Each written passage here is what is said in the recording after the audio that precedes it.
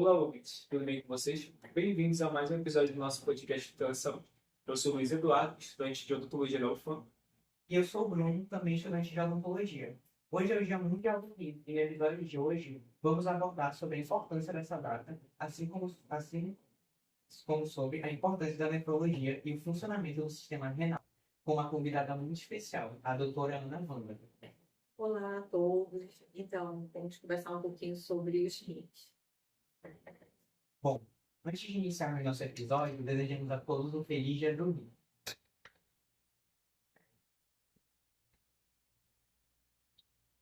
Bom, é muito importante iniciarmos falando a respeito da nefrologia. Ela é uma especialidade médica dedicada ao diagnóstico e tratamento clínico de doenças do sistema urinário, principalmente dos rins, como doença renal crônica, cística e infecções urinárias. O médico responsável é o nefrologista. E com isso, eu queria perguntar à doutora por que fez ela escolher essa especialidade e qual a importância do nefrologista no tratamento das doenças renais. Então, quando eu fazia faculdade de medicina, então eu gostava muito de clínica médica. E dentro da área de clínica, a parte dos rins sempre me chamou bastante atenção. Então, a minha avó, ela tinha doença renal e ela fazia hemodiálise.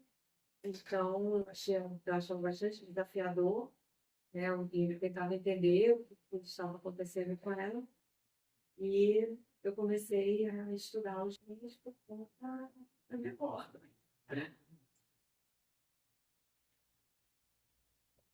O Dia Mundial do Rim é comemorado toda segunda quinta-feira de março, e essa data surgiu com a finalidade de conscientizar a população mundial e os profissionais da saúde sobre as doenças renais, suas gravidades e como evitá-las, além de possíveis formas de superá-las. A senhora poderia explicar mais sobre o objetivo dessa data, quais as pessoas, quais os objetivos, como citei, que ela busca alcançar? Então, uma grande parte da população tem diabetes, tem hipertensão, e são as principais causas de doenças que vão acometer os rins. E, então, a Sociedade Internacional de Nefrologia, ela resolveu fazer uma campanha de conscientização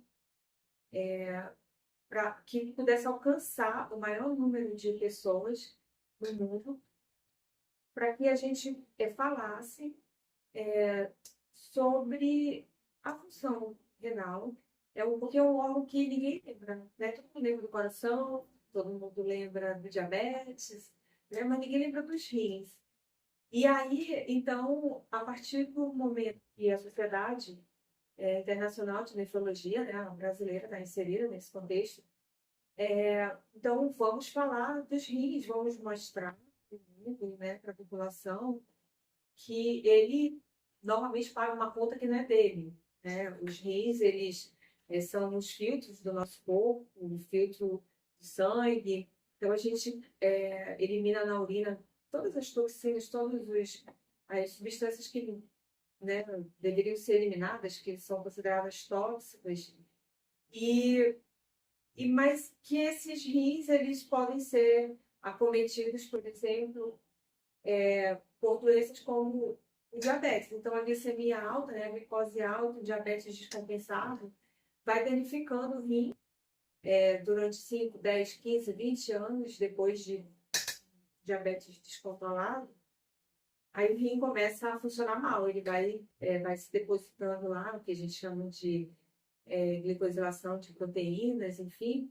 E a hipertensão, que também uma grande parcela da população mundial também é hipertensa. E a hipertensão é dentro dos vasos, né? E o rim é um órgão muito vascularizado. E então, depois de muitos anos de pressão não cuidada, não controlada, aí os rins também vão sendo danificados. Então, acredita-se, né? Os trabalhos mostram que mais ou menos 10 a 13% da população mundial tem algum problema renal. E as principais causas, diabetes e hipertensão. Sim, segundo a Sociedade Internacional de Nefrologia, também a doença renal crônica deve ser a quinta maior taxa de morte até 2040. Agora, falando um pouco sobre os rins são órgãos fundamentais para o funcionamento do nosso organismo e são primordiais para a vida. Doutora, você discorreu sobre as funções do rim, né? Qual é o seu papel principal e qual o papel do médico nefrologista no tratamento das doenças renais? Então, a principal função dos rins como um filtro é eliminar o excesso de água e o excesso de sal que a gente normalmente consome, né? A gente come tudo tem muito sal e a gente também ingere bastante líquido, então a gente tem que eliminar. Mas a gente tem que lembrar que tudo que a gente come, todo alimento, do sanduíche até uma salada, depois que é metabolizado no corpo, muitas, vamos dizer assim, o que restar e que o corpo não vai reabsorver, por exemplo, ele vai ser eliminado pelos rins. Então, isso que a urina, ela contém várias substâncias que para a gente não iria fazer bem. Então, o rim elimina. Então, se você perde a função renal, reduz a função dos rins, essas substâncias vão ficando e elas, por serem tóxicas, o paciente vai ficar intoxicado. E a gente chama isso de uremia, por exemplo. E que muitas vezes leva o paciente para substituir a função renal utilizando uma máquina que a gente chama de máquina de hemodiálise, por exemplo.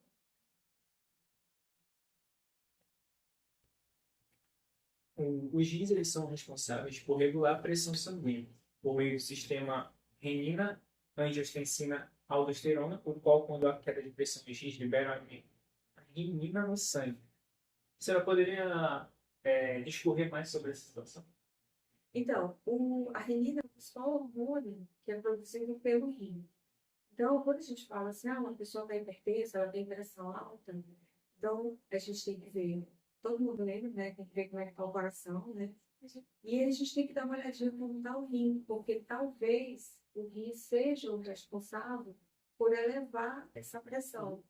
E o sistema renino de aldosterona, assim, de uma forma muito objetiva, no final dessa ativação, dessa cascata hormonal, a gente tem a retenção de sal e água, que é uma das principais causas de hipertensão, por exemplo. Então, por isso que no Dia Mundial do Rim, a gente sempre está falando muito de hipertensão e de diabetes, porque o rim ele pode ser causa de hipertensão, como ele também pode sofrer as consequências de uma pressão elevada, já tem um órgão muito vascularizado.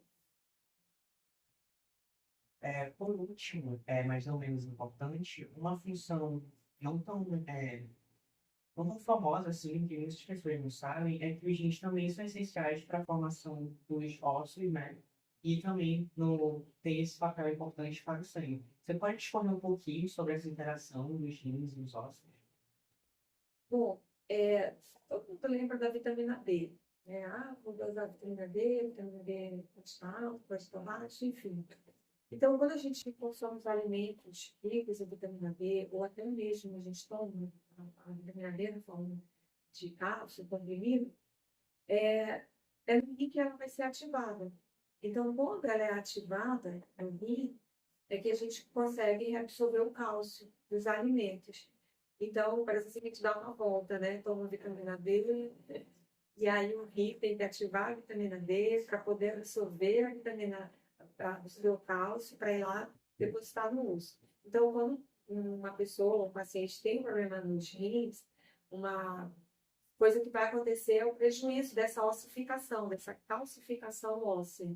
Porque a gente não vai ter a vitamina D, por exemplo, você pode tomar vitamina D, mas não vai ter o rim para ativar.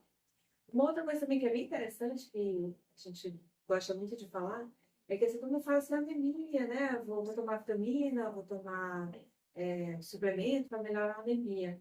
Pois as células do sangue, todo mundo já ouviu falar, né? Na medula óssea. Mas a medula óssea, para ela funcionar, ela precisa da eritropoetina, que é o hormônio que o rim produz. Então, na insuficiência renal, na doença dos rins, a gente não vai produzir a eritropoetina e, obviamente, o paciente vai ficar com anemia. Então, é uma causa, assim, que a gente fala porque toda anemia precisa ser investigada. E muitas das vezes ela é um sinal, até tardio, de que tem uma doença renal. Então, olha como que é importante, né? Então, você o cálcio, o osso, ele é importante para eliminar sal e água, ele é importante para fazer sangue. Muitas funções, ele é fundamental. Ele é o meu órgão preferido. Esqueci, né? E esquecido. Ninguém lembra. Todo dia a gente acorda e faz xixi, né? Mas a gente não lembra quem é que está ali trabalhando. É horrível. Dentro desse contexto, que a senhora falou das funções, que o rim ele é muitas vezes esquecido, no Brasil, 1 a cada 10 brasileiros sofre de doença renal. A senhora poderia discorrer sobre os principais tratamentos dessas doenças citadas, principalmente da doença renal crônica e da insuficiência renal, que são as mais conhecidas pela população? Bom, a doença renal é bem comum, como você falou, 1 em cada 10. E ela tem vários graus, né? Tem desde um grau mais suave, mais leve, até um grau bastante avançado, que a gente fala que é o estágio 5. Então, a gente tem o estágio 1 até o estágio 5. O estágio 5 é aquele onde o paciente realmente vai precisar de uma ajuda. E essa ajuda vai vir na forma de substituir a função renal com uma máquina que a gente chama de hemodiálise. A hemodiálise, ela a gente utiliza uma máquina que tem um filtro que procura imitar a função dos rins nesse processo de filtração. E o paciente faz 3 vezes por semana, na grande maioria das vezes. E ele passa mais ou menos 4 horas nessa máquina, e essa máquina faz a limpeza do sangue dele e elimina essas toxinas, excesso de sal, excesso de água, que ele, por estar com insuficiência renal, estágio mais avançado, ele não consegue. Uma outra forma é a diálise peritoneal, onde a gente utiliza a cavidade peritoneal do paciente para a gente também fazer essas remoções. A gente lava, usa um líquido específico para promover essa lavagem da cavidade peritoneal. E uma outra coisa é o transplante renal. Então, também, né, é uma alternativa, o transplante renal. Então, a gente vê quando ouve aí nas mídias, né, algum famoso, né, que tenha feito transplante renal. E, então, é uma estratégia. Então, numa fase muito avançada da doença renal, a gente tem a hemodiálise, a diálise peritoneal e o transplante. E nessas fases mais precoces, a gente realmente vai fazer o quê? Controlar o diabetes, controlar a pressão, tratar a litíase renal, que é a pedra nos rins. Tem uma outra doença que é muito comum, que é a doença renal policística. Ela é a 4ª causa de doença renal crônica, que leva o paciente para a diálise. Corrigir, às vezes, malformações. A gente vê crianças que nascem com alguma malformação do trato urinário. Então, é importante que seja corrigida, né, feita uma cirurgia, resolvido, se tem algum processo substitutivo, alguma malformação, justamente para evitar que no futuro essa criança evolua com insuficiência renal. Doutora, falando também sobre essas doenças renais, principalmente a crônica, tem uma doença que é conhecida por maior parte da população como pedra nos rins, que são os cálculos renais. Você poderia falar um pouco sobre essa doença e também quais são os fatores predisponentes para que essas doenças renais se manifestem em uma pessoa? Bom, é bem frequente, né? Todo mundo conhece alguém que já teve uma pedra nos rins, uma pedra no meio do caminho, né? Enfim, mas eu costumo dar o exemplo da água do mar. Se a gente deixar a água do mar parada em uma vasilha, ela evapora e fica o sal. Então, é mais ou menos assim que acontece no nosso corpo. Então, tudo que a gente come tem sal. Mas para ele ser eliminado, a gente precisa de muita água, né? Então, o que é a vida moderna hoje? A gente come muita coisa industrializada e todos os alimentos industrializados, pode olhar na embalagem, tem muito sal. E a gente não está tomando água. O H2O, né? A água. A gente toma muito refrigerante, toma muito suco industrializado. Então, a gente precisa da água livre, como a gente fala. Então, água pura mesmo. Então, a gente recomenda em torno de 2 litros por dia, né, para um adulto, e tomar uma quantidade maior à medida que ele consome também muito mais sal. Então, sabe aquela pipoca lá do cinema que tem sal? Então, primeiro era legal evitar essa pipoca salgada, ou então, tá, comer pipoca, mas toma bastante água. Aí o que que a gente faz? Comer pipoca e refrigerante. E refrigerante também, que a gente sabe que é açúcar. Então, a gente vai ficando sempre muito soluto, muito sal, pouca água. Então, isso favorece a cristalização renal, a formação de pedras. Na grande maioria das vezes, a gente resolve as pedras fazendo a dieta, né? Retirando sal, tirando os excessos, tomando bastante água. E quando realmente a pedra está de um tamanho importante, né, que não consiga ser eliminada, aí o cirurgião tem que remover, o cirurgião urologista. É, a senhora entrou na questão dos produtos industrializados que nós ingerimos, na questão da quantidade de sal, no processo de BBA. Tem outros processos de intervenção e prevenção que a gente pode fazer para evitar ter esse problema renais. Bom, então, o exercício físico não é para assim, que a gente se faz exercício físico, mas olha, vamos pensar. O pouco em movimento, ele melhora a circulação e melhora a filtração renal. O pouco em movimento te deixa mais ativo, você não engorda. Hoje já há uma evidência bastante robusta que uma pessoa que tenha um IMC bastante elevado, obesidade, isso sobrecarrega o rim.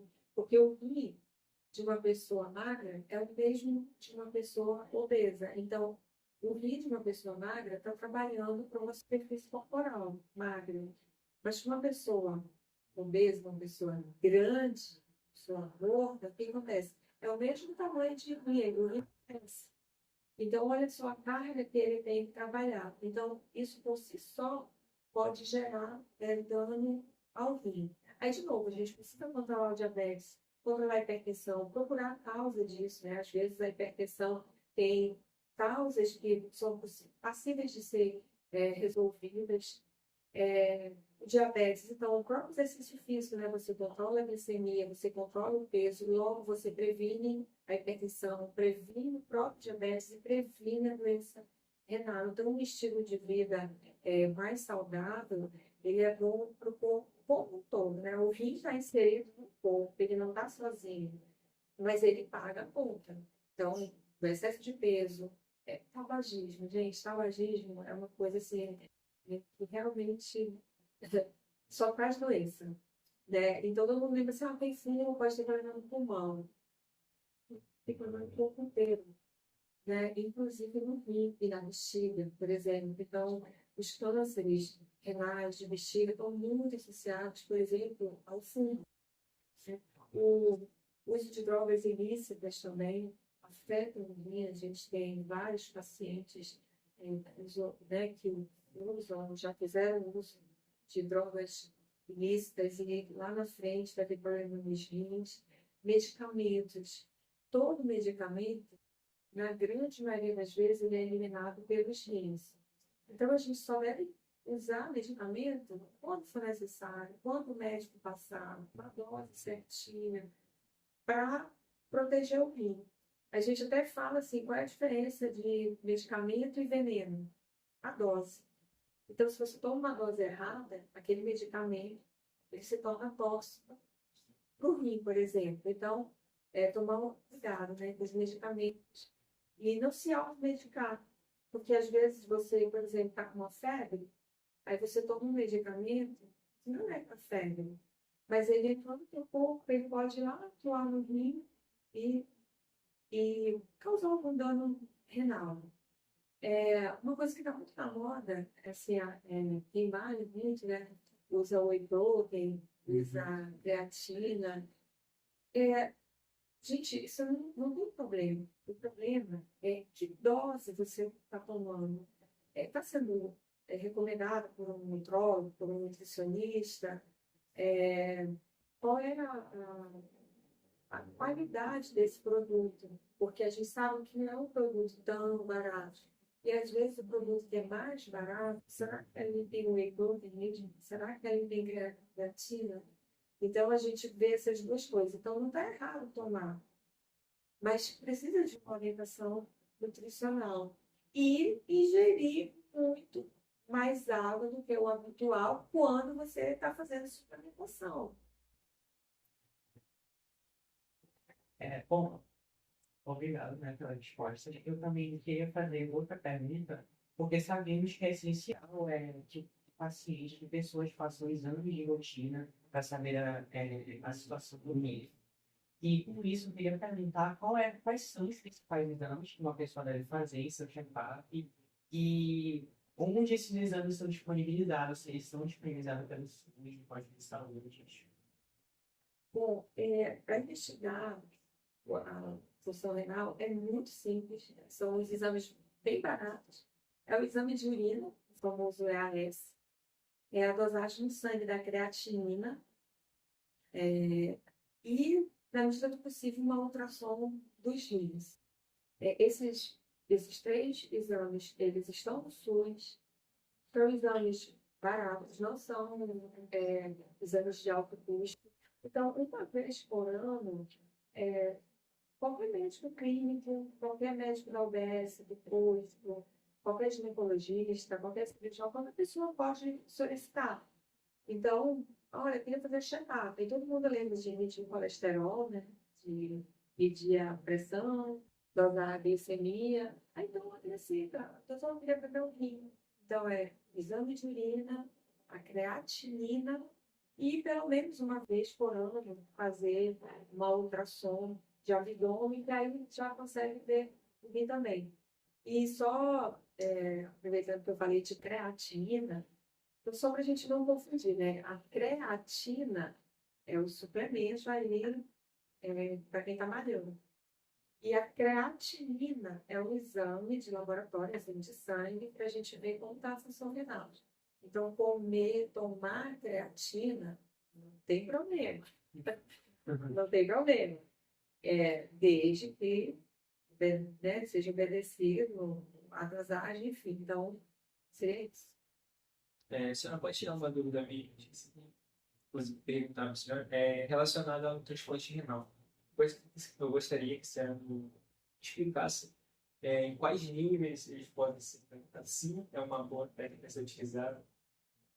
Bom, quando o paciente está no estágio 5 da insuficiência renal, né, da doença renal crônica, uma das formas de tratamento nós temos três: a hemodiálise, a diálise peritoneal e o transplante.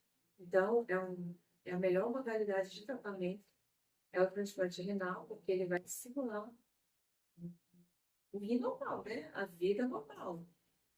Já a hemodiálise e diálise peritoneal, o paciente vai precisar estar atrelado no tratamento, ou em casa mesmo, ou na clínica, e a função renal ali, ela não é representada, né, na hemodiálise são 3 vezes por semana, durante 4 horas cada sessão. Na diálise peritoneal é feita todo dia, durante uma parte do dia. O transplante, o rim funciona o dia inteiro. Então, a melhor estratégia de tratamento é o transplante renal. É a melhor estratégia.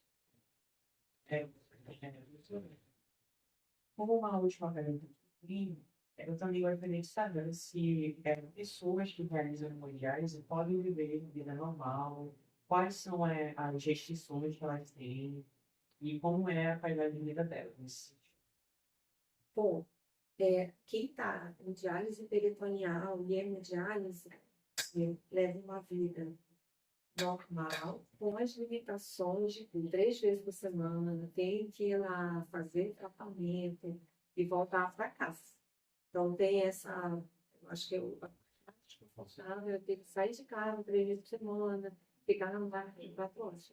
Mas leva uma vida praticamente normal e, além disso, toma os medicamentos, né? Ela precisa tomar os medicamentos e fazer a dieta para quem já está nesse estágio 5 da doença renal. É uma dieta mais restritiva, não come tudo igual como quem não está em diálise. Então, ela tem uma dieta mais restritiva, ela não pode comer tanta proteína assim, ela não pode comer todos os alimentos. E quem é transplantado renal, aí já tem uma qualidade de vida melhor, porque não tem que estar na clínica 3 vezes por semana, mas vai ter uma vida normal, mas todo dia vai precisar tomar os medicamentos imunossupressores, que é para não rejeitar o rim transplantado. Então, a diferença, assim, bem objetivamente falando, seria isso. A vida é normal, obedecendo as características de cada tratamento. E sabe uma coisa que eu queria falar? A carambola é uma fruta que a gente tem muito aqui na Amazônia, né? E, então, assim, é sempre bom lembrar que a carambola ela é considerada tóxica, um fruto tóxico para quem tem doença renal. Então, quem tem insuficiência renal, quem tem doença renal crônica, não pode, é proibido comer carambola, porque ela tem uma neurotoxina que realmente vai prejudicar esse paciente, podendo levar ele a óbito. Muito obrigado pela sua resposta, doutora Ana. Então, como posso dizer, ficamos aqui com mais um podcast pela saúde e realizando os agradecimentos, principalmente bebam água. Pessoal. Bebam água e comam um pouco de sal. Gostaríamos de agradecer a presença da doutora Ana Paula por toda a educação e o conteúdo que foi fornecido sobre esse tema. Você tem uma coisa que você gostaria de complementar, doutora? Um adendo. Eu queria convidar todos, hoje às 18h30, lá no Teatro Amazonas, nós faremos uma atividade, inclusive ao dia do domingo, e no último final de semana, agora do mês, no domingo, nós faremos também uma caminhada lá na Ponta Negra. Estejam todos convidados. Muito obrigado e ficamos por aqui com mais um episódio de Coração. Agradecendo pela sua audiência e esperamos reencontrar no próximo episódio. Até lá, cuide-se e mantenha-se bem. E bom Obrigado. novamente. Bebam água.